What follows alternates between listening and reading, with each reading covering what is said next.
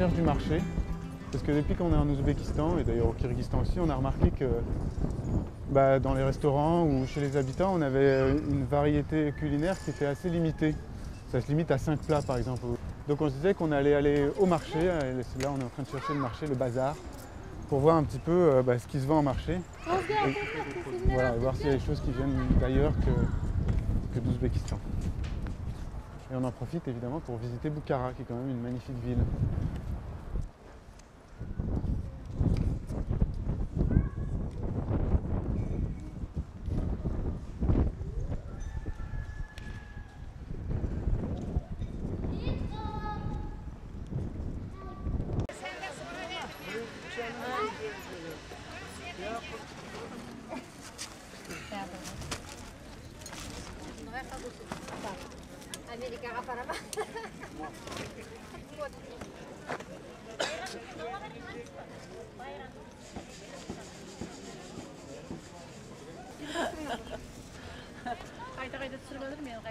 On a trouvé un petit marché, les gens sont très sympas.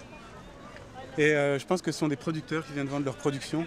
Et on retrouve ici tous les fruits et légumes qu'on voit pousser dans les champs en moto quand on passe à côté. Et puis il y a notamment la carotte dont je voulais vous parler, la carotte jaune, parce que nous on connaît les carottes oranges. Il y a une carotte qui pousse qu'en Ouzbékistan, qui est la carotte jaune. On essaie de la faire pousser partout dans le monde, elle pousse qu'en Ouzbékistan. Et ce qui fait que le plov est unique, puisqu'on en retrouve dans le plov. C'est le plat national, c'est-à-dire du riz, des légumes et un tout petit bout de viande.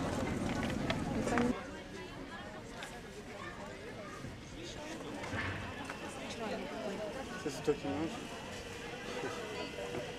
Toujours les fameux piments que je déteste toujours autant, qui me font toujours autant souffrir. Mais alors ici, contrairement à la Chine, ils ont le bon goût de ne pas le mettre dans mon assiette. Ils en mettent juste un petit bol et je décide si je veux en mettre. Donc je n'en mets pas.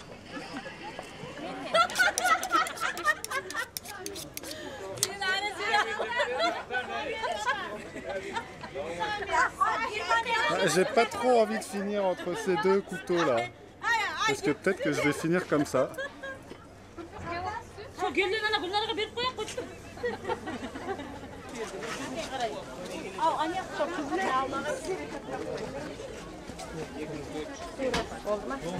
On a aussi remarqué que les chachliks, les fameuses brochettes de viande, sont assez chères, ce qui fait que les Ouzbeks en consomment peu.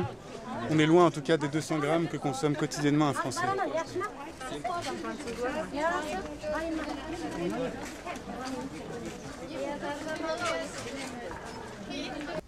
En sortant de ce marché, on se rend compte qu'il y a beaucoup plus de diversité ici que dans les montagnes au Kyrgyzstan, où ils avaient une production qui était la leur ou des villages voisins. Et ici, en Ouzbékistan, c'est beaucoup plus une production à une échelle nationale, régionale. Et surtout, c'est des produits saisonniers ici. On ne va pas trouver de produits hors saison. Ouais, c'est vrai que les fraises en fin de saison, c'est impossible.